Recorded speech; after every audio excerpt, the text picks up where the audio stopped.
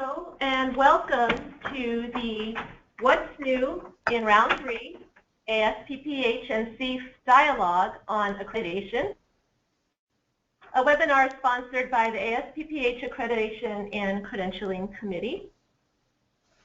I would first like to go over the method for submitting questions. All the lines are on mute, so there's no static interference.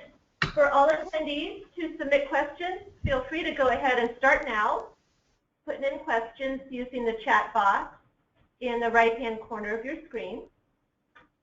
I'd like to introduce those on the call today, starting with our webinar moderator, Dean David Goff of the Colorado School of Public Health. Dean Goff is the chair of the Association of Schools and Programs of Public Health Accreditation and Credentialing Committee. We also have on board our member counselors to CEPH, Dr. Ian Lapp, Dean Aman Hakim, Dean John Finnegan, Ms. Ruth Gehr-Bernheim, and Dean Donna Peterson. With us here in the ASPPH offices today are our Council on Education for Public Health representatives, Ms. Laura Racer-King and Ms. Molly Mulvanity. I'd like to turn over the mic to Dean David Goff to review the ASPPH work to date in round 2 through round 3. David? Thank you, Liz. I want to welcome everybody on the call today and thank you for participating. I think we've made a lot of good progress, and it's really all due to your great input as well as the work of Liz and our wonderful partners at ASPPH. Liz, could you move to the next slide?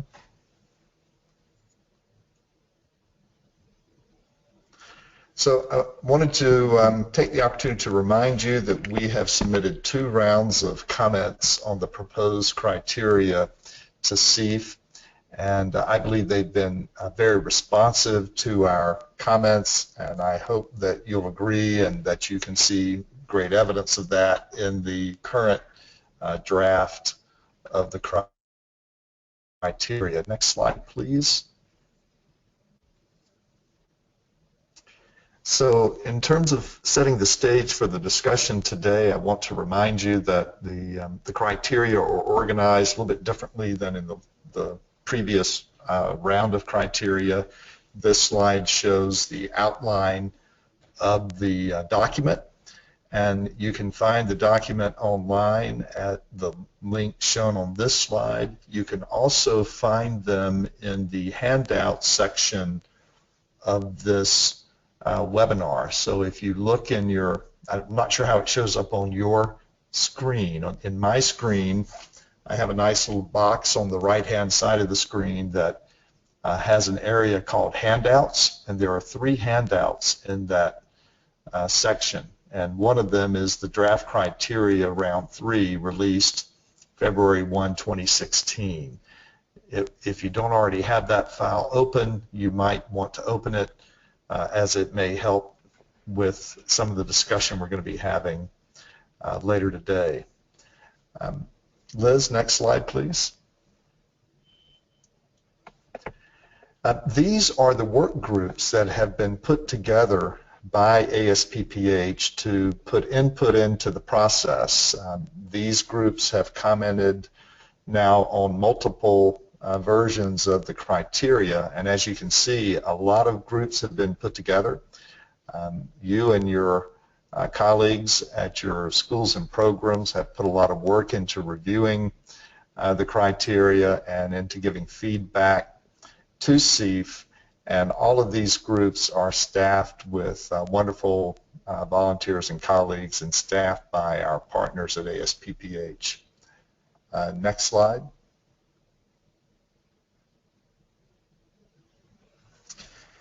So as always, your input continues to be really important to us. You certainly have the right, and we encourage you to comment directly to CEPH as individuals and as individual schools and programs. The process that we are putting together to bring together comments from members through ASPPH is not intended to substitute for comments that you and your colleagues may want to submit from your institution. But if you want to make comments as part of the ASPPH process, we encourage you to submit those comments to Liz.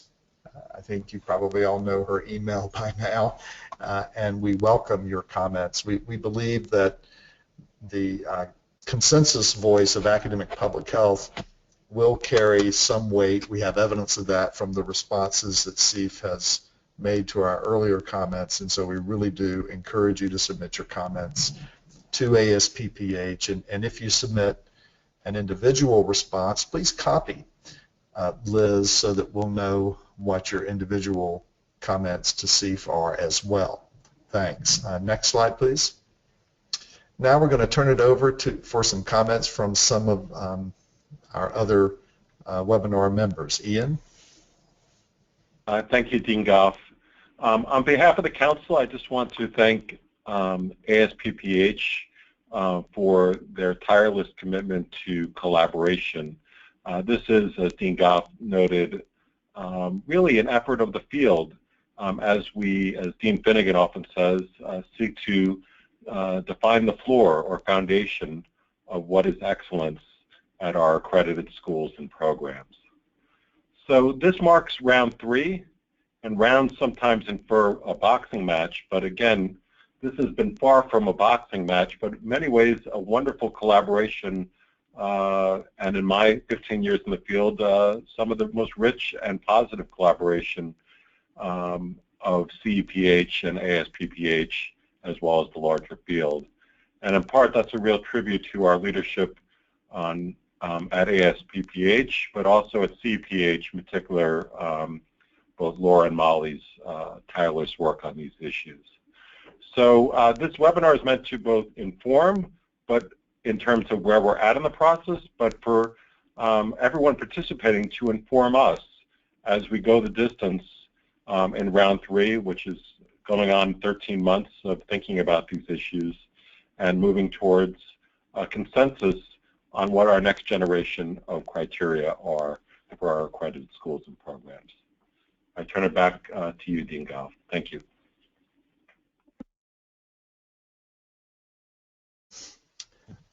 Next, Molly. Hello, everyone. Going to give you a really brief overview today, just to sort of get everybody's mind refreshed about what we're doing here. So let me, whoops. All right. Excellent. Okay, so this is at the top of nearly every discussion that we have about this criteria revision process, because we want to keep these major priorities in the front of our minds and everybody else's minds when we go through this process.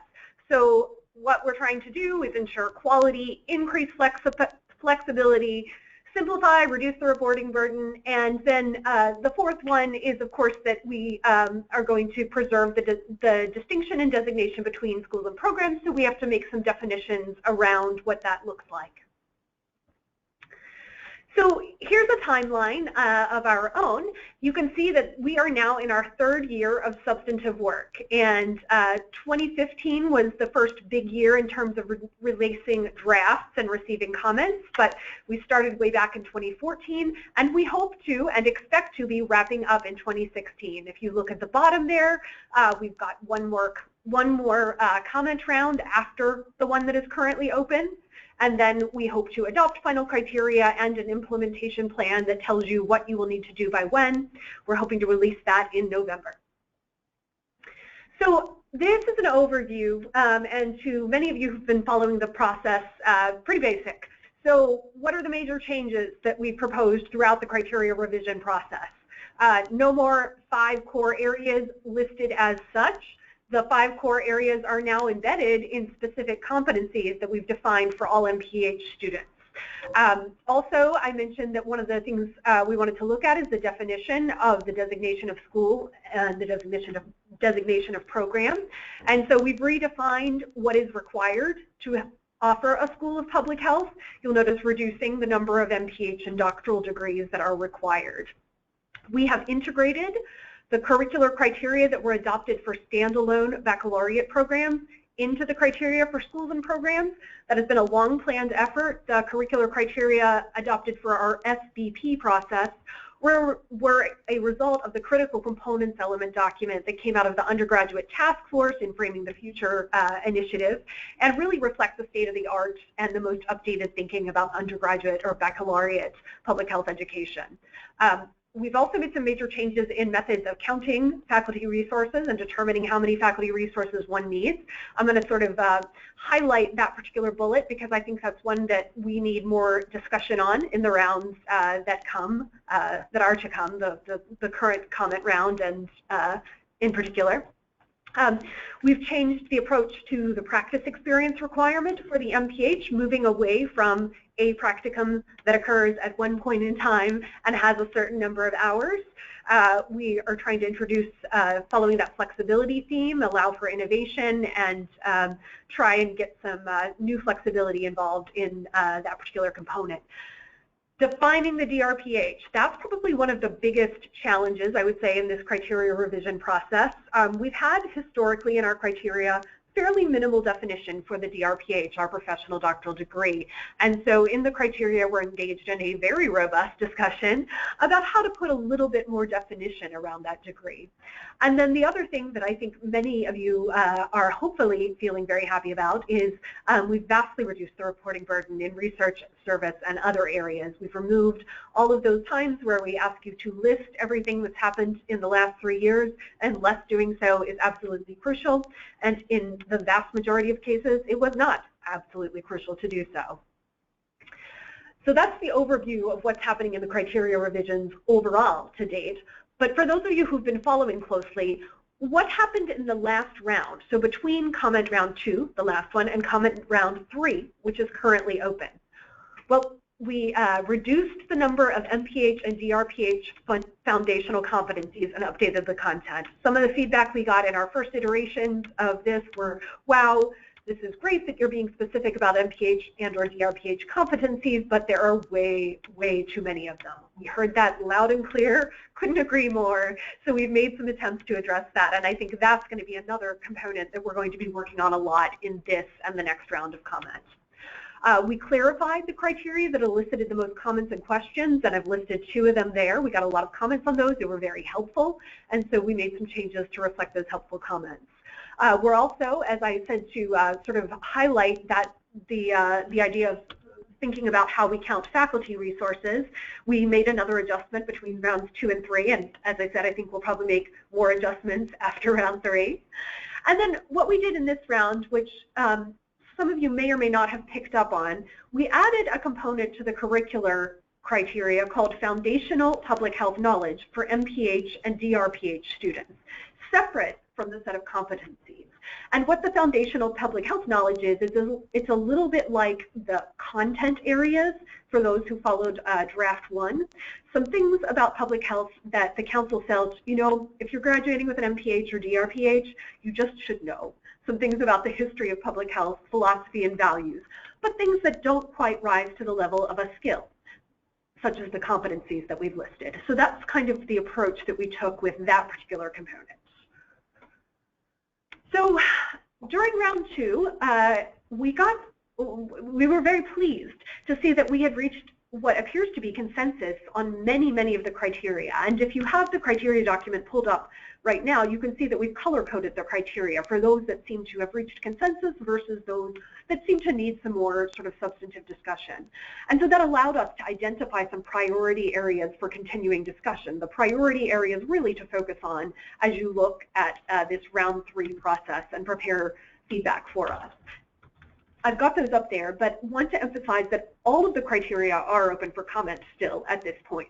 The priority areas are where we think the focus probably needs to be and should be, but we're happy to take comments on areas that are not identified as priority areas because there is always improvement that we can do throughout the document. So comment period 3 ends on May 16th. And you're going to go to our website, CEPH.org. All of the documents that you would need, including reference documents and the comment submission form, are there.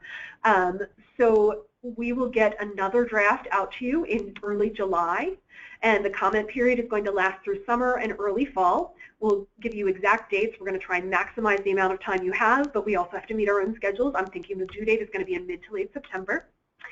And then the big day will be in late October or early November, when we will hope to release a finalized set of criteria and that implementation plan that lets you know how you move forward with the new criteria in your own specific institution. The comments that we've gotten have been really helpful so far, and so I really appreciate that and hope that you'll keep the excellent comments coming.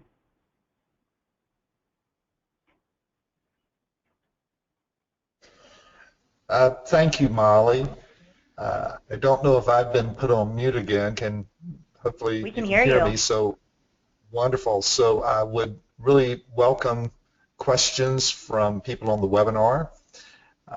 This is how you enter them. You submit your questions through the chat box. So we did get some questions prior to the webinar, and this first one I believe is a question for Laura or Molly from CEPH.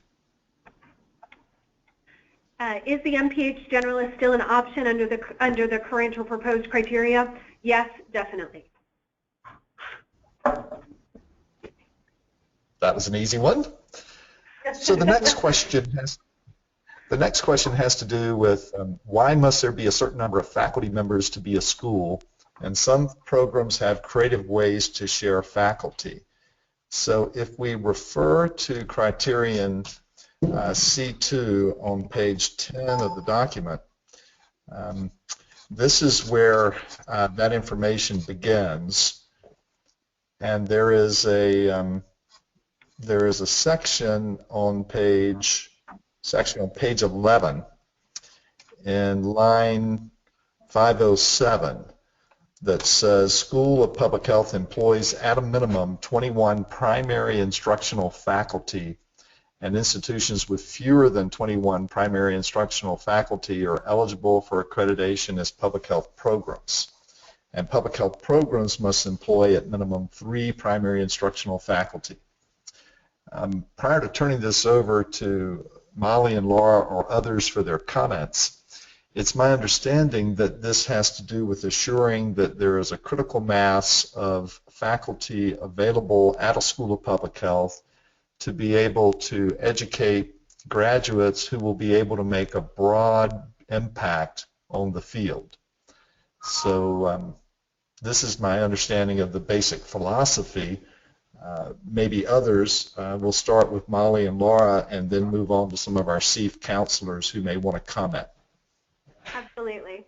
So David laid it out very perfectly. The concept of a critical mass is what we're looking for. That approach began really with our 2005 criteria and has continued to be sort of elaborated over time.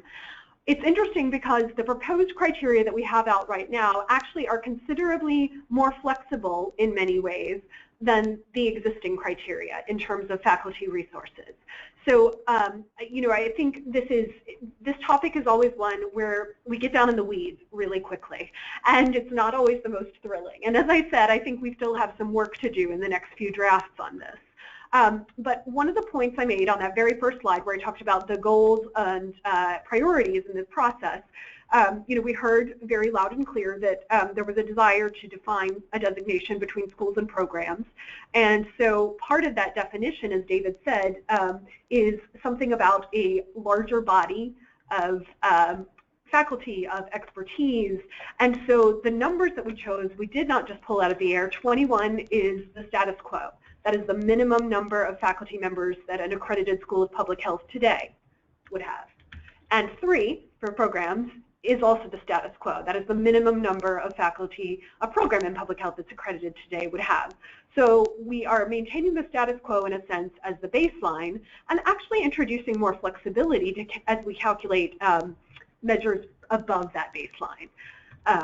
I'd also like to sort of make the distinction that this question, terminology becomes really important. If you'll see, the question says, why must there be a certain number of faculty members to be a school? Question. Some programs have creative ways to share faculty. The term school and the term program is an important distinction here. Because of the way we've chosen to define a school is not for its primary faculty sharing. A program, by definition, is typically sharing and has a great deal more flexibility. So I think being very clear about which types of terminology we're using is important when we have these discussions. So would any of our CEPH counselors like to weigh in on this issue? This is John Finnegan. As you probably know, there's been a bit of discussion in the past on the distinction between a school and a faculty and a program and what's needed, and I think Molly summarized this really well. You know, to some extent, when you're looking at numbers, you know, there's a lot of debate over you know, the precise number here, but I think the critical mass concept is really the key here, and I suspect that over time this is going to be a bit of a moving target in the sense that we may say the status quo of 21 is good enough for now, but you know, down the road there may be a good rationale why that number should be changed again. But I think for right now this is a reasonable way to go, given that there is a distinction and should be a distinction between schools and programs. My take.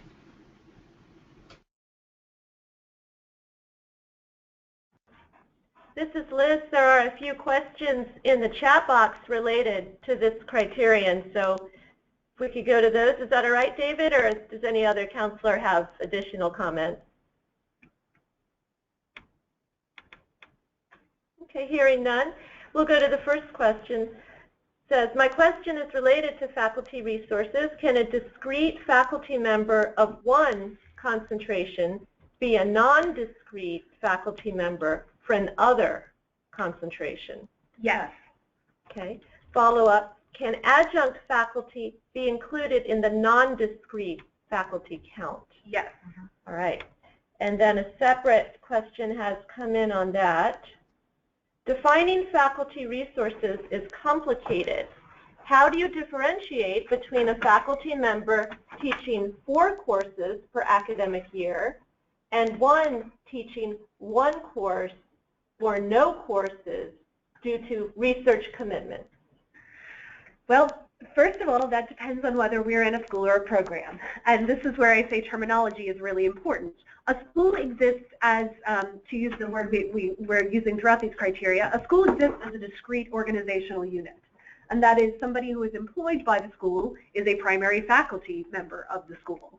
So there's quite wide variation in teaching load from year to year and from school to school. So there is no difference in our mind in a school setting between someone who's teaching 4 courses a year and 1 course a year. Now, when you get down to the 0, that's where we have to be a little bit more specific. If a faculty member happens to buy out of all of his or her courses for 1 year, and it is sort of an unusual thing, then that individual may still remain among the primary instructional faculty. If this is a faculty member whose typical expectation of his or her workload is not going to involve teaching, maybe he or she will mentor a doctoral student here or there or teach a special seminar. If the primary function of that individual's job is 0 teaching, then that individual does not count toward our total of primary instructional faculty. If we're talking, if we're talking about a program, that's a very different answer as well. In programs, we have to take a holistic look at the individual and what his or her responsibilities are in the university. Is he or she doing some major teaching and advising for another academic program outside of public health, or is he or she primarily dedicated to public health? And again, we're just talking about a particular term or semester in which he or she has bought out some teaching time with research. So the situations really are very, they require very individual analysis, but I do think that there are some broad principles that we can agree upon. Yes, as I understand the principle, that it really looks to me like it applies to both programs and schools, that if a faculty member is typically involved in teaching and they meet the other criteria, then they're considered a instructional faculty member.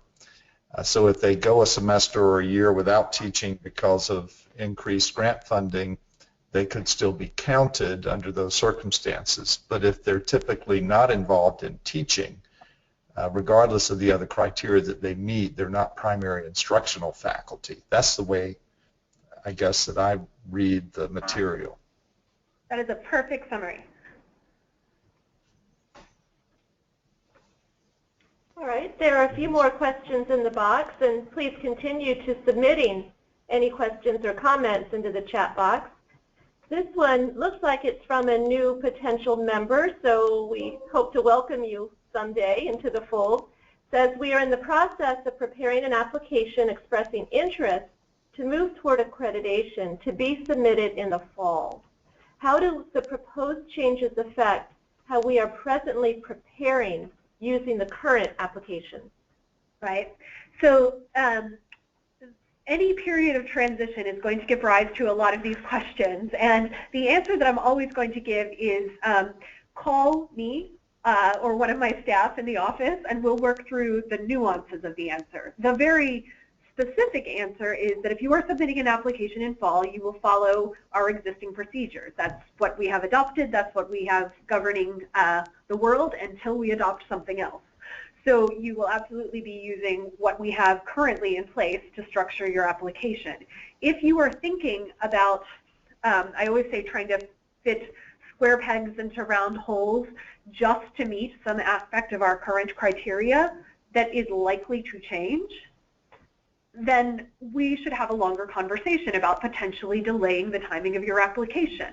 There are ways we can adjust the timing after an application, speed up the time to your site visit, and very staff that we can to make this as useful and as least they're going to have to redo or changes that they're going to have to change again. I would also add that typically the council has always had a period of change like that, to not coming in at their to the old standards. They're much more likely the standards, even if the else. Everybody moving toward the new standards as quickly as possible. With Molly, please call her. Always happy to work with everyone. Thank you, Molly and Lauren. We really appreciate your closely and reason for public health.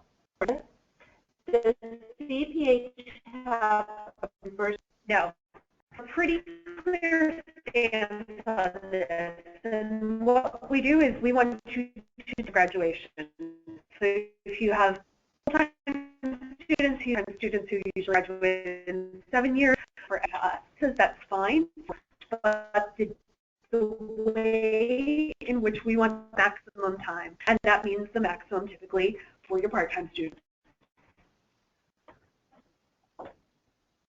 There's a footnote.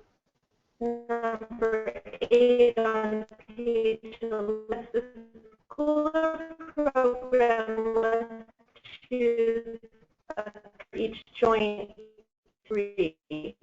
What does that mean? Document.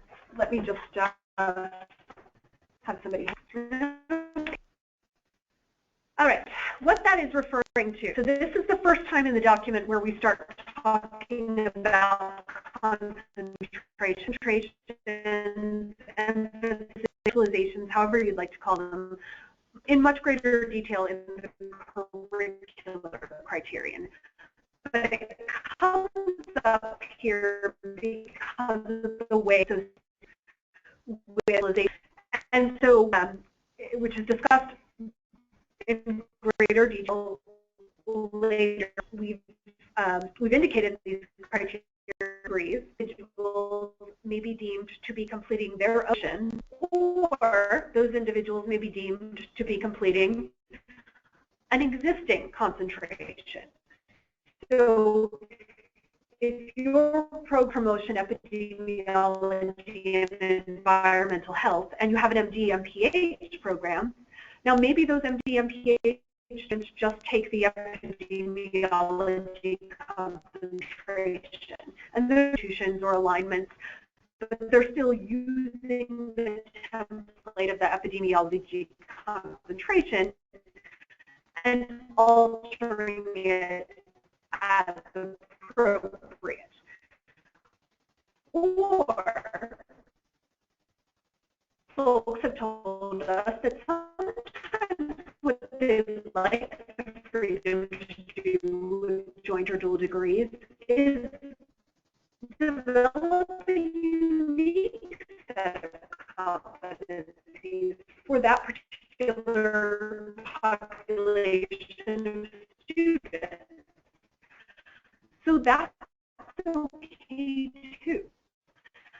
Our criteria allow for either one of those, but what we need you to do is pick a approaches for each of the joint or dual degrees so that we can be consistent everywhere in the document when we're talking about it, so that we know how many faculty resources we need to associate with that, so that we know whether we should be looking for a separate set of concentration-specific competencies, so that we can see the ways in which any course substitutions or differentiations from the typical track are aligning with the curriculum. So that's what we mean by picking an approach and sticking with it for joint or dual degrees. So I'd like to ask a follow-up question about that. If a school is using existing concentrations, including potentially a generalist concentration, the dual degree program, the faculty who are required, say those three faculty, the discrete faculty member and the others, they would be the same at that concentration in general. But if there is a new unique concentration put together, let's say you use the example of the MD and PH, if there is a unique concentration put together for the MD and PH program, do there need to be those three additional faculty identified to support that unique concentration for those dual degree students? That's exactly right. And that seems to me to be an issue that it would be of great interest to our members, because oftentimes these dual degree programs are not large, and so you know, they probably don't impose great burden on the faculty complement within a school or program, and so having to identify a unique or another set of three faculty, including a discrete faculty member, may not be the direction that schools would want to go. So this is an issue I think we should be thinking about. Yeah, I'm sorry. I'm really glad that that was framed in that particular way. We are trying to create options, and you know, I think David highlighted some of the drawbacks of that option. I would say that the naming of three faculty for an MD and PH concentration maybe isn't as burdensome as it sounds at first. You do have to have a discrete faculty member, that much is true, but those other contributing faculty members, if appropriate, and they have the appropriate qualifications, could be drawn from the other degree program. So I think that there's no flexibility with regard to the discrete faculty member, but many of the schools that we work with have more discrete faculty members than they would need for the concentrations that they have at the current moment. So I do agree with David's analysis, and I think it would take some careful attention in each particular setting, but I do think that it's an option for some of the institutions that we work with. We also do have some institutions that have very large dual degree programs because that's what they focus on. And so keep in mind, we're trying to balance the needs of those who have maybe one or two dual degree students in a dual degree and those who maybe their entire student, almost their entire student population is in a dual degree. Yeah, we have certain programs yeah. That have, gosh, I want to say 40 to 60 dual degree students at any particular point in time. Well, it sounds like this is another area where there's a lot of flexibility, and so schools and programs can take advantage of that flexibility, and I think that's probably very welcome. David, this is Ruth. May I just ask another question of clarification? Please. The question is, if there is a program or school with a number of different dual degrees, are you meaning that you have to choose whether you have separate tracks, sort of separate ones or for each, or or just for all of them? So for instance, if the MD-MPH, we wanted to have a discrete track, but we wanted all of the others to choose one of our other tracks, is that okay? Or were you saying if you go the route with one dual degree, then you have to have separate ones for all of your individual for all your dual degrees? No, Ruth, you could mix and match, as you said. You could have the MD-MPH doing their own track, and then everybody else, the JD-MPH and the MSN-MPH, have to choose your EPI track or your health promotion track. You can mix and match, again, as long as you are consistent for each joint or dual degree program as you follow it through the document.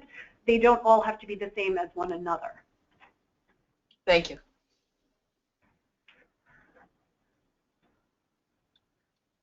The next question that I'm going to pull out relates to the faculty counting, since we're on that topic. On page 10, under C2, the definition of primary instructional faculty excludes faculty who may be teaching in a non-public health degree, but who are mentoring a DRPH student. Curious as to why these folks would be excluded, given the importance of this mentoring for integrating key public health concepts.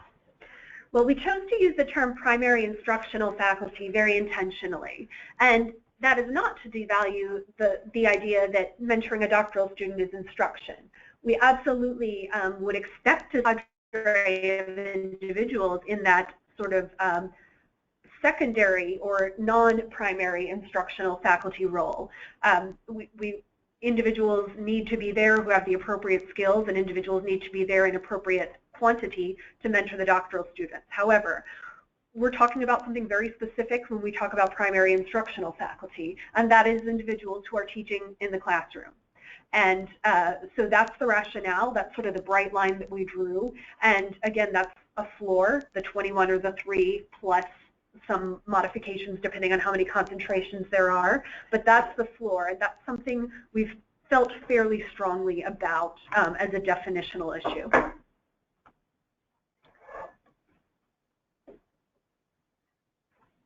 Okay, there's a question about the PowerPoint, and yes, it's actually already available. If you look in the bottom right-hand corner of your screen in the docking station, it's there in a PDF format.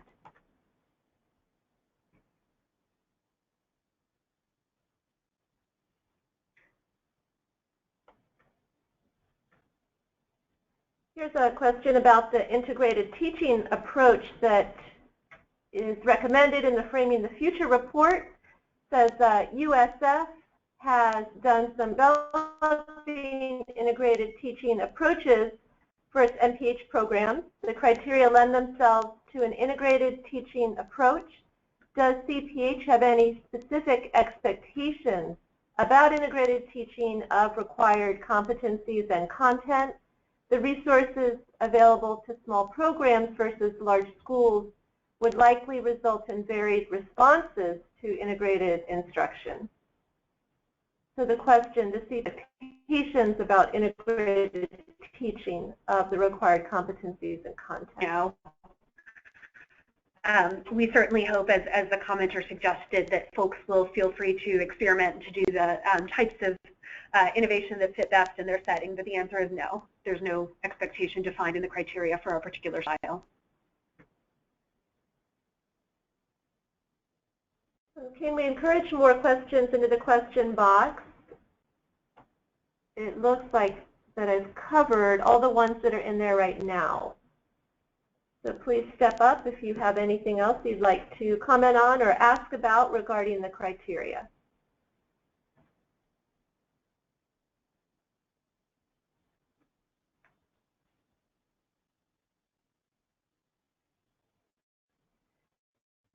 Here's one in. Where is the issue of portfolio? If I could go back to round 2, recommendation was to delete the portfolio from the criteria. So, thank you for that question. This was a topic of, extending. I can assure you that a variety of points and counterpoints were discussed and debated, etc. However, where we came down in the end, and I sort of alluded to this in sort of clarification in the slide that talked about clarifying, so it seemed to be confusing. We deleted almost all uses of the word portfolio because the council felt that people were assigning a definition to that word that was not the intended definition, and that continued to be obviously something that was confusing to folks. What the council did feel very strongly about is the idea of a portfolio assessment method. And so the idea is that a student's work is assessed based on a linkage of documentation to competencies. And that's what the council felt really strongly about. We feel really strongly about moving away from an input model to an output model. So instead of measuring how many hours somebody's sitting at their desk at a practice experience, we want to see what kinds of skills and knowledge and applied product or products that individual is able to produce. In fact, because we knew that there was a lot of sensitivity around the word portfolio, we spent some time trying to think of a different word that meant the same thing. And finally, we concluded that no, in fact, the term for what we mean is a portfolio approach to assessment. What we've said in this version in some of the marginal notes is that that does not mean that if you picture in your mind a pile of paper that has traditionally been used as a portfolio, you don't have to do that thing that you're picturing. E-portfolios, you're picturing that, you don't have to do that. What we're talking about is a specific assessment approach, not a specific electronic or physical product.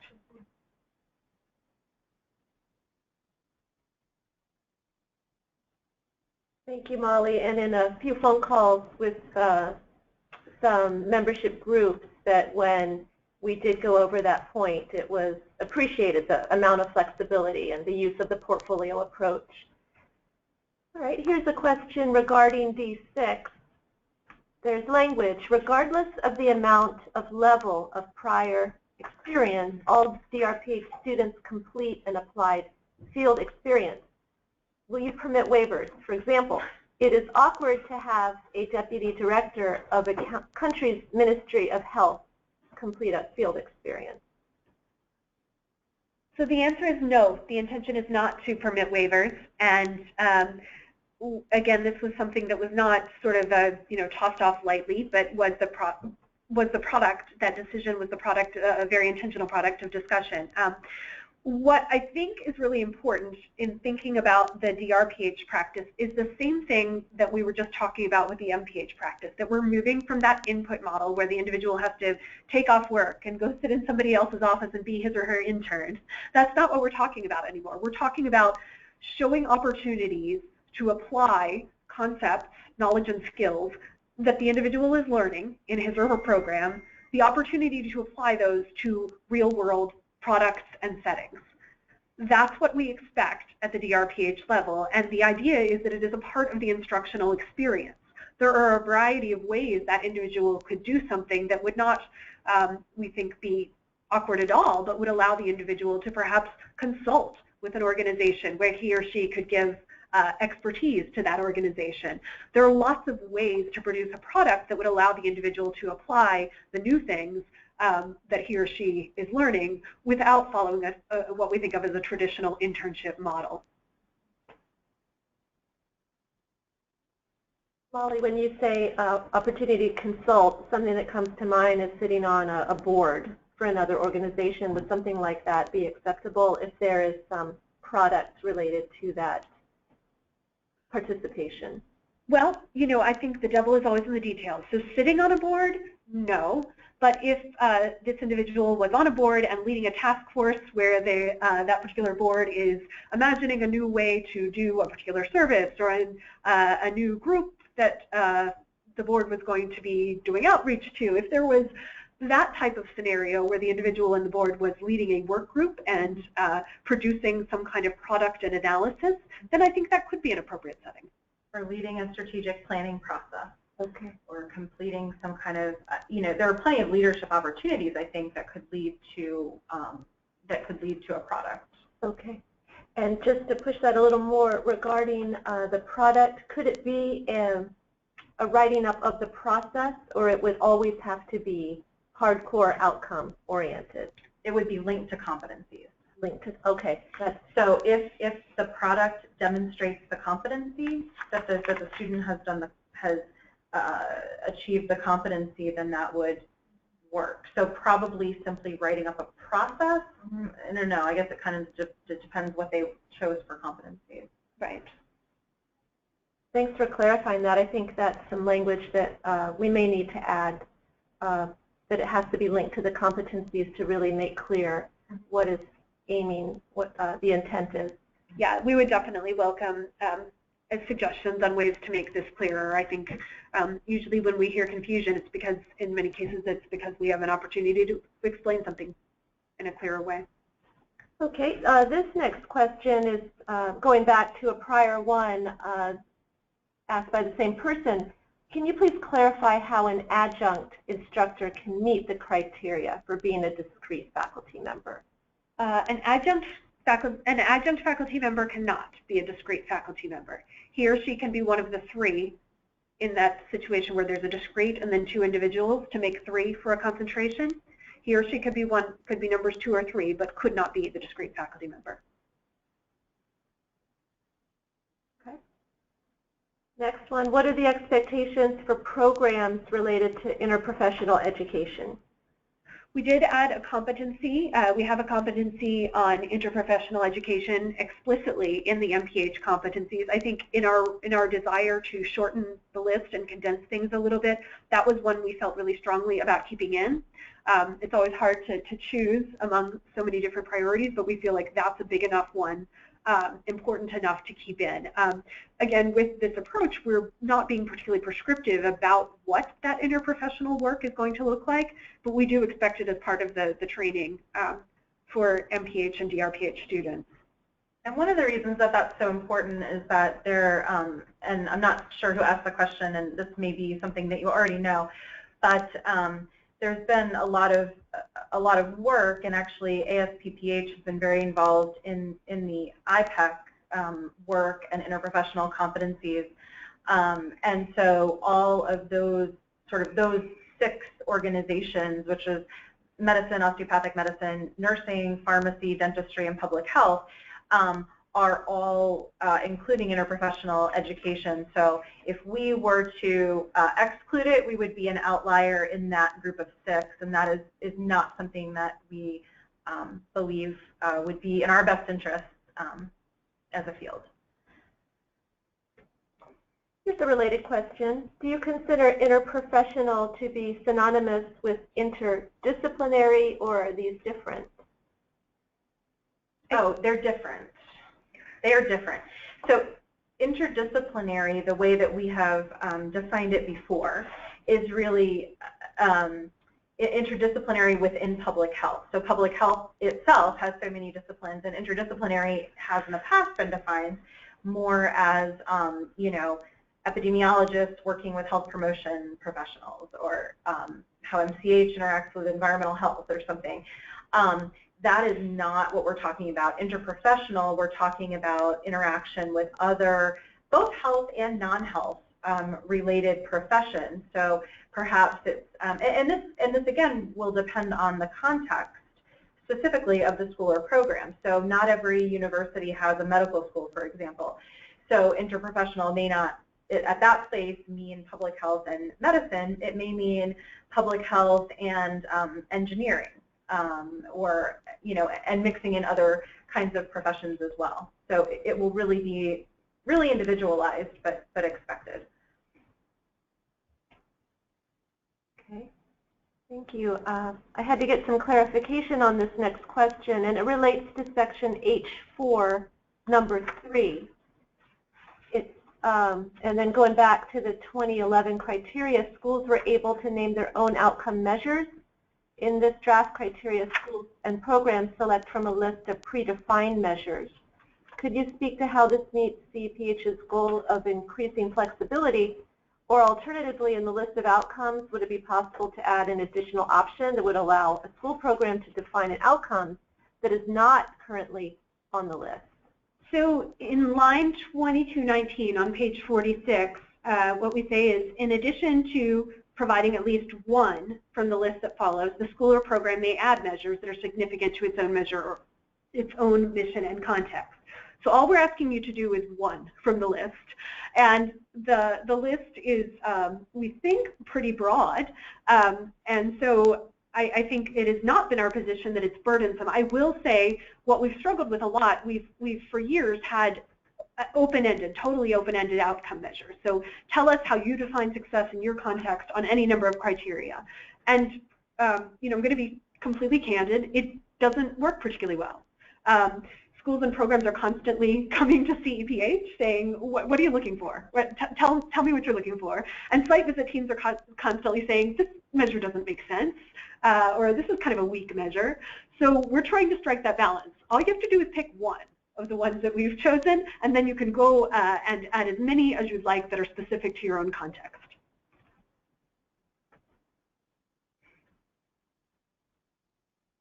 All right, another interprofessional question. Can you define interprofessional requirements? Not all schools or programs are a part of large health science centers with multiple health professional schools. That's kind of what Laura just said, that the professions can be defined based on your own context, and it doesn't have to be, you know, we don't have some broad number that you should be with 6 other professions. The professions might be engineering, or it might be law or architecture, and you might have just 1 or 2 of those, but do that really well. So I think there's some open-endedness to that's going to be specific to everyone's own setting, but I don't think any of our schools or programs are in a setting where they don't have any other professions that would work with public health. If you're particularly interested in looking more, like as Molly said, we've really boiled down IPE into one competency that we thought was kind of overarching and important. But I encourage you, if you just Google, I don't know the website off my top of my head, but if you just Google IPEC competency model, you'll come up with a long document actually with many interprofessional education competencies and also some narrative talking about it.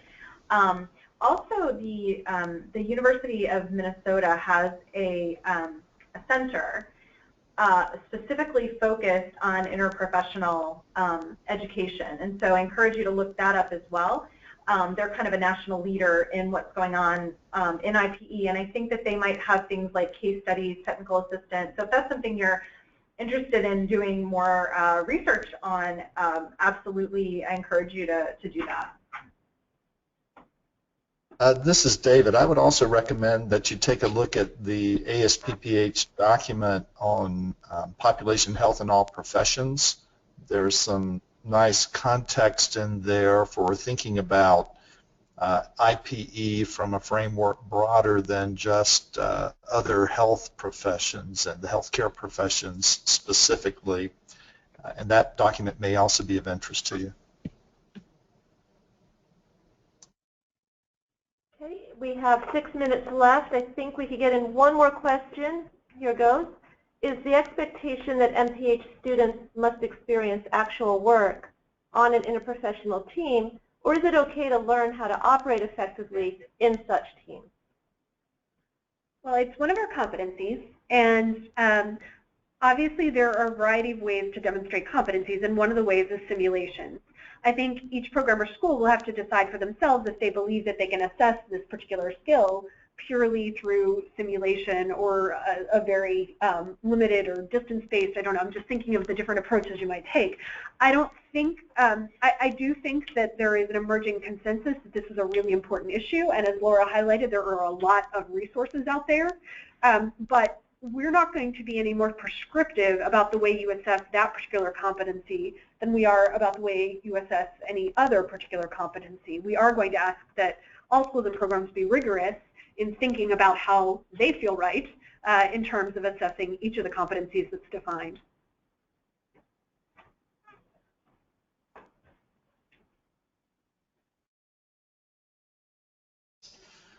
So I guess, Liz, you're turning it back over to me, and I want to thank Laura and Molly for being on the webinar with us today to take questions and to try to clarify the intent within the document.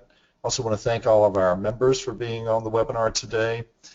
Thank you for submitting these questions. We will use your questions as well as the responses from Molly and Laura to begin to put together feedback on this document. If you had other questions come in, thanks for submitting those as well. We'll take a look at them and try to get answers back to you on those as well.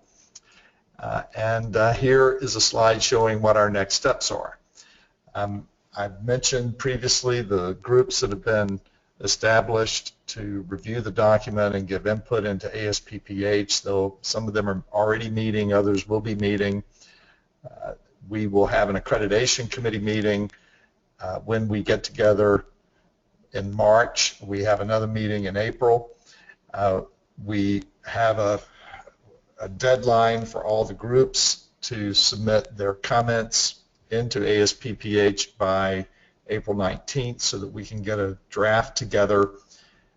We are contemplating having another either focus group or webinar to look at our draft response in late April, and then there will be a draft of our response to CEPH circulated to all of our members by late April or early May, and of course our response is due to CEPH by May 16th for this round. So we look forward to your contributions along the way and your participation in this process. As shown here, we hope you'll agree that we're carefully listening to you, and we'll review this discussion. We do have staff from ASPPH to each of the organized groups that were listed on a previous slide, and that's going to help us put all this together. Liz has just been fantastic in coordinating and synthesizing the input from groups in the past, and it's been a pleasure to work with her in this process. So please continue to submit your material, your input. There's an online community that you can also submit input through, and as also shown there, there'll be an archived copy of this webinar made available. And this is how you get to the online community. Liz, anything left you'd like me to address other than to say thank you to you again and to Molly and Laura? I think you've just about covered it. I would like for those who still have outstanding questions in the chat box to know that we will answer your questions post-call. Appreciate you all joining and look forward to hearing what else you have to say about the criteria in the coming weeks. We'll look forward in the next week or so. We'll start posting in online community some of the results from group discussions that we'd like to share with all of you so you can get some insights and perspectives into how some members' reactions to the criteria may affect you. If you agree or not, we'd love to hear that to help us in forming the consensus-wide ASPPH-wide response. So thanks to David, thanks to our CEPH counselors, thanks to our CEPH representatives. The call is adjourned.